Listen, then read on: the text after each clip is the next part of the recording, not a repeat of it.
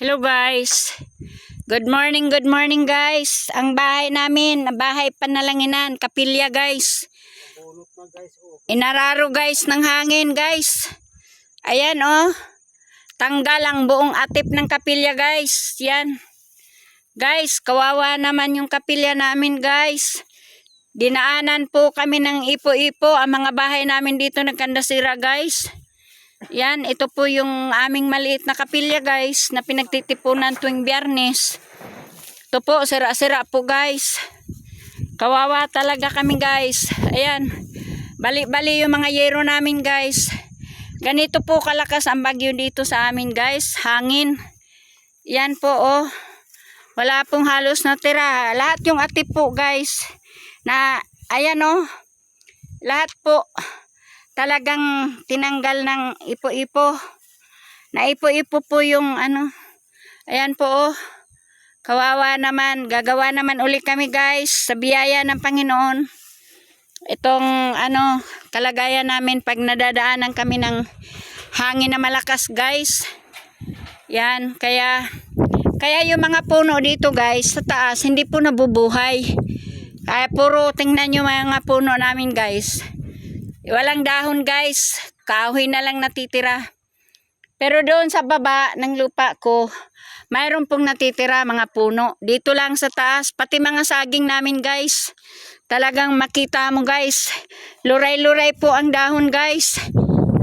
Punit-punit po. Wala pong halos matira. Puno na lang.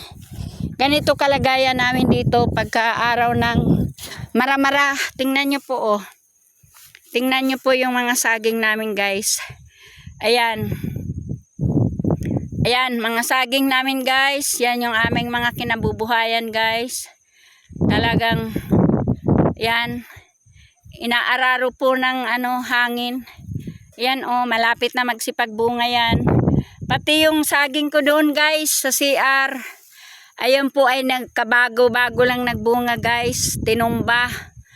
Yan, kaya yun po yung masaklap dito sa lugar namin. Pero napaka ano naman na biyaya ng Panginoon, hindi naman kami nagugutom. Kahit paano may mga kamuting kahoy po. Kaya ayan po guys. Kasi ako nandito ako sa tuktok talaga guys. Kaya ayan ang madalas daanan. Kaya guys, hindi ko alam kung paano ako mag-uumpisa guys. Ayan. Hindi ko alam kung paano ko umpisahan itayo uli ang kapilya. Yan, unang-una pati mga yero tanggal. Mga tupi-tupi yung mga yero guys. Yan. Nakita nyo yan guys. Tupi-tupi yung yero.